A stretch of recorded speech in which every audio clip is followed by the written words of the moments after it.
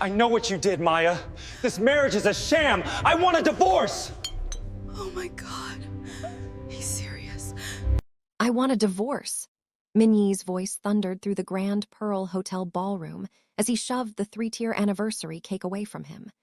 The cake had taken 72 hours to create. Fondant roses in shades of cream and gold. 4 layers of vanilla and chocolate. Hand-piped details that had required a magnifying glass and steady hands from the baker Maya had personally selected. It crashed to the marble floor and shattered. Frosting exploded outward like a bomb. White cream splashed across Maya's red silk dress, the one she had bought specifically for tonight because Minyi had once said red made her look radiant. Chunks of cake scattered across the polished floor. Guests in the front row jumped back to avoid the debris. 100 guests went completely silent. The orchestra stopped mid-note. Waiters froze with champagne bottles hovering over crystal glasses. The silence lasted exactly 3 seconds. Then one by one, phones appeared, recording everything. Minyi strode across the ballroom like a man possessed. His face was flushed, his tie loosened, his expensive suit jacket abandoned somewhere. He grabbed the microphone from the stand with such force that it screeched feedback through the speakers. Several people winced. "I brought you all here as witnesses," Minyi announced, his voice echoing off the vaulted ceilings. "I am divorcing my wife, tonight, right now, in front of all of you." Shock rippled through the crowd like a physical wave. Women gasped. Men shifted uncomfortably. Someone dropped a glass and it shattered on the floor, but no one looked. Everyone was staring at the stage, at Minyi, at Maya standing alone beside the ruined cake. Maya felt her legs tremble beneath her. Her hands had gone numb. She could feel frosting soaking through her dress, cold and wet against her skin. This could not be happening. Not here. Not like this. "She is barren," Minyi continued, his voice dripping with disgust. 4 years of marriage and not a single child. 4 years of trying and failing. What kind of woman cannot do the one thing nature intended? What kind of wife cannot give her husband an heir? Maya's vision started to blur. She could see faces in the crowd. Her former co-workers from the school where she used to teach. Minyi's business associates. People from their church. All of them starring, all of them recording. The ballroom doors swung open with a dramatic flourish. Every head turned. A Korean woman in a tight gold dress walked in slowly, deliberately, her pregnant belly proudly displayed under the clinging fabric. She could not have been more than 5 months along, but she wore it like a crown. 2 small children followed her, holding hands. A boy who looked about 4 and a girl who could not have been more than 2. Both had Minyi's distinctive nose and sharp chin. Maya's heart stopped. She recognized the woman immediately. Jaewon. Minyi had introduced her as his business associate dozens of times over the past 2 years. Maya had smiled at her at company dinners, had made polite conversation about the weather and soul traffic, had never suspected, had never even considered. "This," Minyi said, his voice softening as he gestured to Jaewon, "is the mother of my children, the real mother, the one who could actually give me what I needed." He walked down from the stage and crossed to Jaewon, wrapped his arm around her waist and pulled her close, his hand resting possessively on her pregnant belly. The 2 children stared up at him with wide, confused eyes. "And she is 4 months pregnant with my 3rd child," Minyi announced triumphantly. "My 3rd, while my so-called wife gave me nothing but disappointment and empty promises." Laughter erupted from certain corners of the crowd. Cruel, knowing laughter from people who had probably suspected all along. Maya felt the sound like knives. Her chest was tight. She could not breathe properly. The room was too hot, too bright, too full of faces. Maya's knees buckled. She reached out blindly for something to steady herself, but there was nothing. She collapsed beside the ruined cake, her designer heels slipping on the frosting. Her hands landed in chunks of vanilla cake. Cream filled her palms. She could hear herself making small gasping sounds, but she could not stop. Outside the glass doors that led to the hotel garden, Kang Dae-hyun had been watching everything unfold. He had come to the hotel this weekend to escape his penthouse while it was being renovated. had been standing in the garden smoking a cigarette he should not have been smoking given his condition, had seen through the windows as the cake crashed, as the woman in red crumbled. While everyone else raised their phones to record the scandal, while they whispered and laughed and did absolutely nothing, Dehyun moved. He walked through the garden doors into the ballroom with the silent efficiency of a man used to going unnoticed when he wanted to be. He was not particularly tall, but he moved like a blade. People unconsciously stepped aside to let him pass. He knelt beside Maya where she had fallen. She was conscious, but barely. Her eyes were unfocused. Her breathing was too fast and too shallow. Shock, Dehyun recognized. He had seen it before in different contexts. He slid one arm under her shoulders and the other beneath her knees, lifted her in one smooth motion. She weighed almost nothing, too thin. He could feel her ribs through the silk dress. When had she last eaten properly? "Who the hell are you?" Minyi's voice boomed through the speakers. Dehyun turned slowly to face the stage. Minyi stood there with his arms still wrapped around his pregnant mistress, his face flushed with champagne and arrogance. The entire ballroom had gone silent again. 100 guests watched the stranger in the casual black shirt and dark jeans hold their unconscious hostess like she was made of glass. "Put her down," Minyi demanded. He jumped down from the stage, his expensive shoes clicking on the marble. "This is none of your business. This is a private family matter." Dehyun stopped walking. He turned his head just enough to look at Minyi over his shoulder. His expression was carved from stone, utterly calm, utterly cold. "She is not your wife anymore," Dehyun said quietly. His voice was not loud, but it cut through every whisper in the room like a knife through silk. "You made that very clear to everyone here." Minyi's face went bright red. He started walking toward Dehyun with his fists clenched. "You do not know who you are dealing with. Do you have any idea who I am? What I can do?" "Yes, I do," Dehyun said. He did not raise his voice, did not need to. "You are Kang Minyi. You run import operations through Busan. Luxury goods primarily. Handbags, watches, electronics. You manage 3 warehouses in Seoul and have distribution contracts with 5 major retailers. You took your largest loan 8 months ago for $2 million from Pacific Capital Group to expand into the Gangnam district." Minyi stopped walking. His expression shifted from anger to confusion to something that looked very much like fear. Several guests were now recording Dehyun instead of the stage. "Pacific Capital is one of my subsidiaries," Dehyun continued in that same quiet, deadly voice. "One of 17 companies I own or control, which means your operations and your properties and your warehouses and your entire cash flow exist because I allow them to exist, because I approved that loan, because my analysts decided you were worth the risk." The silence in the ballroom was absolute now. No one even seemed to be breathing. "My name is Kang Dae-hyun," he said. "And if you ever speak to this woman again, if you ever come near her, if I even hear that you mentioned her name, I will personally make sure every single loan you have is called in by Monday morning. Do you understand me?" Minyi had gone pale. His mouth opened and closed, but no sound came out. Jaewon had taken a step away from him, her hand protectively over her belly. The 2 children were crying now, confused and frightened by the tension. Dehyun looked at Minyi for 3 more seconds, just long enough to make absolutely sure the message was received, long enough to see the moment Minyi's arrogance crumbled into understanding. Then he turned and walked toward the exit. The crowd parted before him like water. No one tried to stop him. No one said a word. Dehyun carried Maya out of the Grand Pearl Hotel ballroom, while 100 people watched and recorded, and did absolutely nothing to help. Welcome to Black Diamond Stories, where every tale hits different.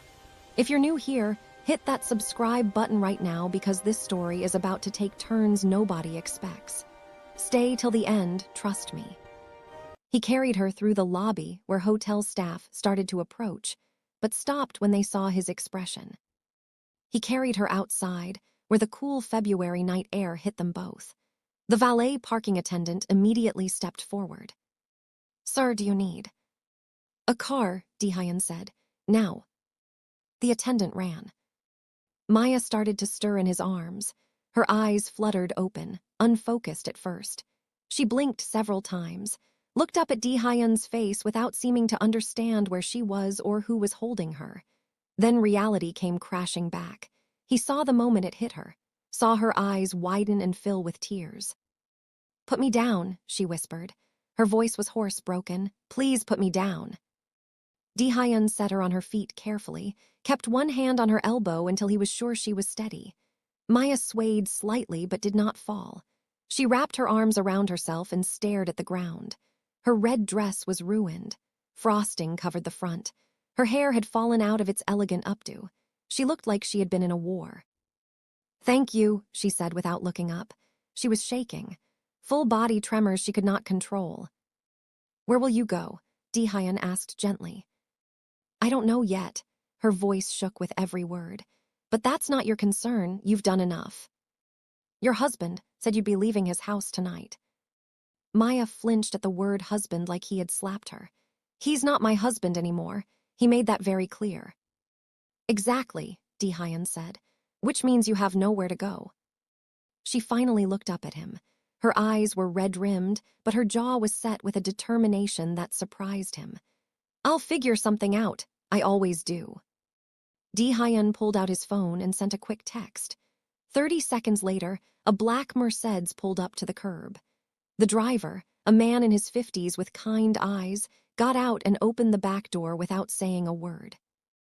"This car will take you anywhere you want to go," Dehyun said. Maya stared at the open car door, then at Dehyun, then back at the door. "Why are you doing this? You don't even know me."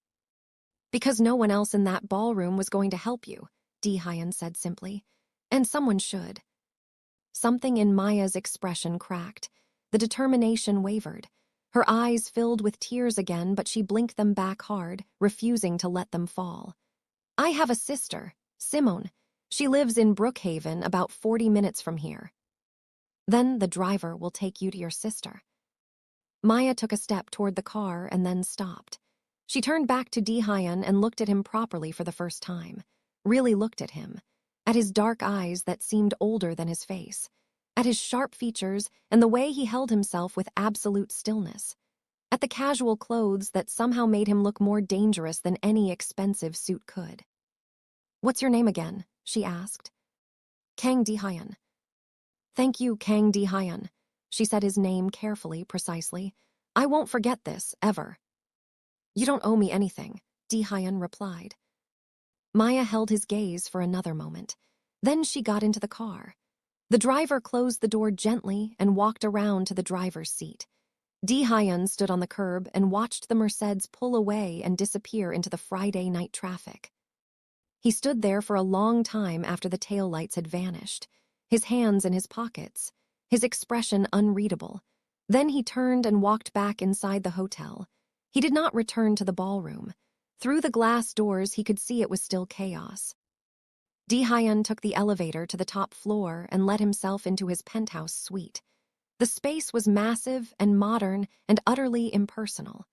Floor to ceiling, windows overlooked the Atlanta skyline. He poured himself a whiskey and stood at the window looking out at the lights of the city. His phone started buzzing almost immediately. His attorney, his head of security, business associates who had somehow already heard what happened. Dehyun ignored all of them. Later that night, his phone buzzed with a text from an unknown number. "This is Maya. Your driver gave me your contact information. I hope that's okay. I'm with my sister now. Thank you again for what you did tonight. I don't have the words to express how much it meant." Dehyun stared at the message for a long moment. Finally, he settled on simple honesty. "I'm glad you're safe." 3 dots appeared immediately, then disappeared, then appeared again. "My sister wants to know if you're single." Dehyun laughed out loud. It was the first time he had laughed in weeks, and it hurt his chest in a way that had nothing to do with amusement. Everything hurt lately. The headaches were getting worse. The fatigue was constant. "Tell your sister I'm flattered. She said to tell you that you're missing out on a good thing. Your sister sounds like someone I'd like to meet. She's the best person I know. She's letting me stay here as long as I need. She didn't even hesitate when I showed up on her doorstep covered in cake and crying. That's what family does. There was a pause before the next message came. Can I ask you something? Yes. Why did you help me tonight? Really? You could have just walked away like everyone else did. Dehyun looked at Maya's question for a long time. He thought about all the real answers. That he helped her because he knew what it felt like to be alone in a room full of people. That he helped her because he had been watching the world be cruel for too long and was tired of doing nothing about it. That he helped her because he was dying and wanted to do at least one good thing before he ran out of time. Instead, he wrote, because it was the right thing to do. 3 dots appeared and disappeared several times. Thank you for being someone who does the right thing. There aren't many people like that anymore. Good night, Kang Dae-hyun. Good night, Maya. The weekend passed. On Monday morning, Min-yi received notice that his loans were being called. He had 30 days to repay $2 million or lose everything. By Tuesday, he showed up at Simon's house, banging on the door and screaming. The security detail Dehyun had quietly assigned escorted him away. Maya texted, "How did you know?" "I have people watching out for you. I should have told you sooner." I should be angry about that, but honestly I'm just relieved. Min-yi was terrifying. I've never seen him like that. He won't bother you again. Over the next 2 weeks, they saw each other almost every day. Coffee at a small cafe Maya loved. The cafe was tucked away on a quiet street. The kind of place locals knew about but tourists never found. Small tables, mismatched chairs, art on the walls from local artists. "I ordered for you," Maya said when he arrived on their second coffee date. "Americano, I hope that's okay." "It's perfect. How did you know?" "Lucky guess," Maya said with a small smile. They talked for hours, about everything and nothing. About Maya's childhood in Alabama and her move to Atlanta for college. About Dehyun's parents and how he had built his business from the life insurance money after they died in a car accident. About favorite foods and childhood pets and the books that had changed them. Maya was smart, funny when she let herself be. She had opinions about everything and she was not afraid to defend them. Dehyun found himself laughing more than he had in months. Found himself forgetting about the diagnosis and the timeline and the pills lined up on his nightstand. One evening, Simone invited him to dinner. The house was small and warm and full of life, photos on every surface, the smell of something delicious cooking. Simone was tall and round with the same warm eyes as Maya, but a more direct personality. She hugged Dehyun when he arrived like they were old friends. "So you're the man who saved my sister," Simone said. "I've been wanting to meet you properly." "It's nice to meet you." "Come sit. I made jjajangmyeon. Maya said you like Korean food." They sat around the small kitchen table. Simone served enormous portions. The food was incredible. Dehyun ate more than he had in days.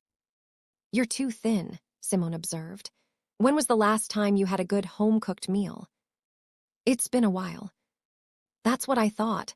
She started loading more food onto his plate despite his protests. "You need feeding." "Simone," Maya said with gentle exasperation, "you can't force-feed our guest." "I'm not forcing, I'm encouraging." Simone looked at Dehyun seriously. "You helped my sister when no one else would. That makes you family, and family gets fed." Something in Dehyun's chest tightened. He had not had family in a very long time. "Thank you." They talked for hours. As they were finishing dessert, Simone excused herself to take a phone call. Maya and Dehyun were alone in the kitchen. "I like your sister," Dehyun said. "She likes you too, I can tell." "How can you tell?" "She fed you. She only does that for people she approves of." They cleaned up together, moved around the small kitchen in comfortable sink. Maya washed, Dehyun dried. It felt domestic, natural. "Can I ask you something?" Maya said as she was handing him a plate. "Of course." "Are you happy, right now in this moment? Are you happy?" The question caught Dehyun off guard. He thought about it, about the headaches and the pills and the few months he had left. about the way his body was slowly shutting down, but also about coffee dates and dinners with Simone, about the way Maya smiled at him, about feeling less alone than he had in years. "Yes," he said quietly, "I'm happy." Maya smiled. "Good, you deserve to be happy." She stood on her toes and kissed his cheek. This time she did not pull back immediately. They stood there in Simone's kitchen with their faces close enough that Dehyun could count her eyelashes. "Thank you," Maya whispered, "for everything." 2 weeks later, on Valentine's Day, exactly 3 months after the anniversary party, Dehyun picked Maya up at 6 in the morning. "Where are we going?" she asked sleepily as she got in the car. "You'll see." He drove them 4 hours to the coast, to a small beach town he had visited once with his parents before they died. Maya fell asleep somewhere around hour 2. Dehyun let her sleep. She looked peaceful, younger. They arrived just as the sun was starting to rise. Dehyun parked and gently woke Maya. "We're here." She opened her eyes and looked around, gasped when she saw the ocean. "Oh my God." She got out of the car and ran down to the beach, kicked off her shoes and stood at the water's edge with her arms spread wide. The sky was turning pink and orange and gold. The water reflected the colors like liquid fire. Dehyun followed more slowly. His body was tired from the drive, from the early morning, from the disease eating him from the inside, but it was worth it to see the look on Maya's face. "This is incredible," she breathed. "You mentioned once that you'd always wanted to see the ocean at sunrise." Maya turned to him with tears streaming down her face. "You remembered." "Of course I remembered." She walked to him and wrapped her arms around him, buried her face in his chest. Thank you for this." They spent the whole day at the beach, building sandcastles like children, collecting shells, running from waves. Maya laughed more than Dehyun had ever heard her laugh. That night they had dinner at a restaurant right on the water. The sunset painted the sky in shades of purple and pink. The waiter brought champagne that Dehyun had pre-ordered. "What's this for?" Maya asked. "Today is Valentine's Day. Last year you spent it being humiliated in front of 100 people. This year you get to celebrate yourself, and us." Maya's eyes filled with tears. "You remembered that too." "I remember everything." They toasted to new beginnings and second chances. After dinner, they walked on the beach under the stars. "Can I tell you something?" Maya asked. "Always." "I'm in love with you." She said it quickly, like she had to get it out before she lost her nerve. "I know it's fast. I know we've only known each other 3 months, but I'm completely in love with you and I needed you to know." Dehyun stopped walking. His heart was pounding. "Maya." "You don't have to say it back," she rushed on. "I just needed to tell you." "Maya," Dehyun said again. He cupped her face in his hands. "I'm in love with you too. I have been for weeks." "Really?" "Really, I love you, Maya, more than I thought I could love anyone." She kissed him then, not on the cheek this time, but on the lips, soft and sweet and full of promise. Dehyun kissed her back and held her close and tried to memorize everything. The sound of the waves, the feel of her in his arms, the way his heart felt full for the first time in months. When they got back to Atlanta the next morning, Maya invited him up to her apartment. It was small but comfortable. Art on the walls, books on the shelves. It felt like her. "Thank you for yesterday," Maya said, "for making Valentine's Day beautiful again." They sat on her couch and talked until Dehyun could barely keep his eyes open. The fatigue was crashing over him in waves. He tried to hide it, but Maya noticed. "You're exhausted. You should rest." "I'm okay." "Dehyun," she touched his face gently, "you're allowed to be tired." "I just want to be with you." "Then stay, sleep here, I'll take care of you." He stayed. Maya gave him comfortable clothes to sleep in, made up the couch, brought him water and watched while he took his pills. "What are these for?" she asked gently. "Headaches," Dehyun said, which was not a lie, just not the whole truth. Maya nodded and did not push. Dehyun fell asleep on her couch and slept better than he had in weeks. The next few weeks were some of the best of Dehyun's life. He and Maya fell into an easy rhythm, but his body was failing faster now. The headaches were constant, the fatigue overwhelming. He had another appointment with Dr. Chen. You need to stop working immediately. Your body can't handle the stress anymore. You have 2 to 3 months left, maybe less. 2 weeks later, Dehyun was in a business meeting when the room started spinning. 1 minute he was presenting quarterly numbers. The next he was on the floor. He woke up in the hospital with Maya beside his bed. What happened? You collapsed. Your blood pressure was dangerously low. Dr. Chen walked in. Can I speak with you privately? No, Dehyun said. Whatever you need to say, you can say in front of Maya. Dr. Chen looked between them. Your counts are critically low. You need to focus on quality of life. Maya's hand tightened. What do you mean? Dr. Chen looked at Dehyun. Have you told her? Told me what? Maya's voice was rising. Dehyun looked at her, at the fear and love in her eyes. I have leukemia, acute myeloid leukemia. I was diagnosed about a year ago.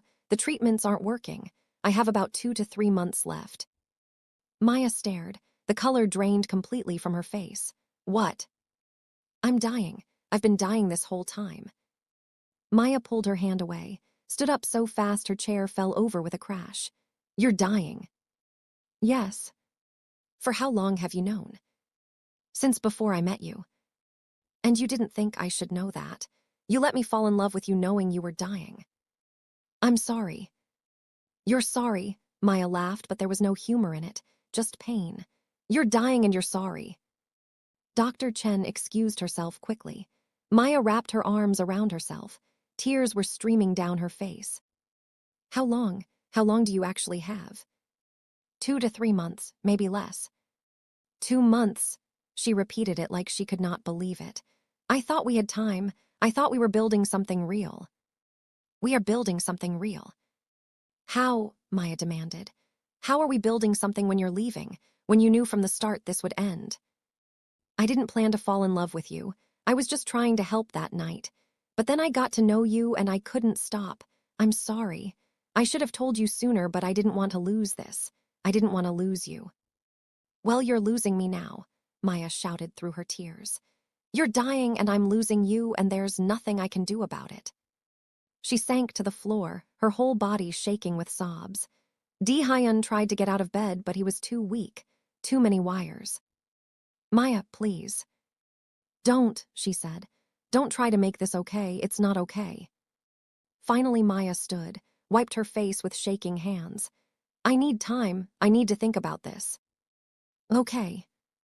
I love you, but I don't know if that's enough. She left. 3 days passed. On the 4th day, Maya walked into his room looking exhausted. I've been thinking, she said, and I talked to my therapist a lot. What did she say? She said I get to choose what I can handle, that there's no right or wrong answer. Maya looked at him. I realized something. I've spent my entire life making choices based on what other people wanted. I married Minyi because he was persistent. I stayed because I thought I should. And where did that get me? Humiliated, divorced, starting over. She leaned forward. But starting over means I get to make new choices, better choices. I want to spend whatever time you have left loving you. Because here's the thing, Dehyun, you might have 2 months, but I could walk out of here and get hit by a car tomorrow. None of us know how much time we have. The only difference is you have a timeline. Are you sure? I'm terrified, but yes, I'm sure. I choose you, I choose us. She kissed him. I love you. I love you too. When Dehyun was discharged, Maya insisted he stay at her apartment. You need someone to take care of you. So he moved in. She cooked meals he could barely eat, brought him water and pills, sat with him during the bad hours. One warm April afternoon, Maya suddenly turned to him. Marry me. What? Marry me. I know it's crazy. I know we've known each other 4 months. I know you're dying, but I want to be your wife. Are you sure? Very sure. Then yes, I'll marry you. They got married 3 days later at the courthouse with Simone as their witness. Maya wore a simple white dress. Dehyun wore a dark suit that hung loose on his shrinking frame. When the officiant said they could kiss, he pulled her close and kissed her like she was oxygen. "I love you, Mrs. Kang," he whispered. "I love you too, Mr. Kang." By May, Dehyun could barely leave the bed. They brought hospice to the apartment. His awareness came and went, but he always knew Maya, always recognized her voice. On a quiet evening in late May, Dehyun woke feeling clearer than he had in days. Maya was reading beside the bed. "I need to tell you something." He took her hand. "This has been the best time of my life. Meeting you, falling in love. Every moment has been a gift. Promise me you'll keep living, keep being brave." "I promise," Maya whispered. "There are documents with my attorney. Everything is arranged. It's all yours. I want you to have options." "I just want you." "I know, but please." "I love you," he said, "more than I knew I could love anyone." "I love you too." On May 29th, his breathing changed. Simone came. They held his hands as evening fell. Maya leaned close. "It's okay, my love. You can go. I'll be okay. I'll keep living just like you taught me." His eyes opened slightly. "Love you," he whispered. "I love you too, always." One more breath, then he was gone. Maya sat very still, holding his hand. "Thank you," she whispered. "Thank you for choosing me. Thank you for showing me how to live." 8 weeks after the funeral, Maya woke up nauseous. She took a test and stared at 2 pink lines. Pregnant, 10 weeks along, conceived in late March when he'd been relatively healthy. She placed her hand on her stomach. "Hi, baby. Your father was the best man I ever knew, and I'm going to make sure you know exactly who he was." On a cool February morning, exactly 9 months after Dehyun died, Maya gave birth to a son. He had his father's dark hair and serious expression. "What will you name him?" the nurse asked. "Dehyun Valentine Kang, after his father." Years passed. Maya raised Dehyun Valentine with Simone's help. She told him stories about his father every night. "Your father was brave. He was kind. He helped a stranger even though he was dying because it was the right thing to do." "Tell me about how you met," little Dehyun would ask. And Maya would tell him about the cake and the humiliation and the man in the garden who stepped in when no one else would. "Your father saved me twice, once from public humiliation and once from giving up on life." Dehyun Valentine grew up smart and kind and strong. He went to college, business school, took over managing the companies his father had left. At 28, he got married. At the wedding, he gave a speech. "My father died before I was born, but he left me the greatest gift. He loved my mother so completely that she was able to love me enough for 2 parents. He showed her how to be strong, how to choose joy, how to live fully even when time is short." He raised his glass. "To Kang Dae-hyun, the father I never met but who shaped everything I am." Maya never remarried. "I had my great love. Some people never get that." She lived fully, became a teacher again, volunteered at women's shelters, traveled, watched her son have children, 2 beautiful grandchildren who called her Nana. On her 70th birthday, Maya stood at Dehyun's grave with her son. "Hi, my love. Look how tall our boy is. Look how good he turned out. You would be so proud." Maya lived to be 83. She died peacefully with her son and grandchildren beside her. On her nightstand was a photograph of Dehyun from the botanical gardens. They buried her next to him. Her headstone read, "Maya Kang. Beloved mother, grandmother, teacher. She chose love even when it was hard. She chose joy even in darkness. She lived fully even when time was short." Every Valentine's Day, Dehyun Valentine brought flowers to both graves. Red roses for his mother, white lilies for his father. And on that hill overlooking Atlanta, 2 souls rested side by side. Their time together had been brief, but it had been enough. Because love is not measured in years. It is measured in moments, in choices, in courage, in the decision to love fully even when you know it will hurt. So was it worth it? Did Maya make the right choice to stay? What moment hit you the hardest? Drop your thoughts in the comments below. If this story touched you, hit that like button, share it with someone who needs to hear it, and subscribe to Black Diamond Stories because we've got more stories that will make you feel everything. Thank you for listening. Until next time, remember, life is short, but love makes it worth living.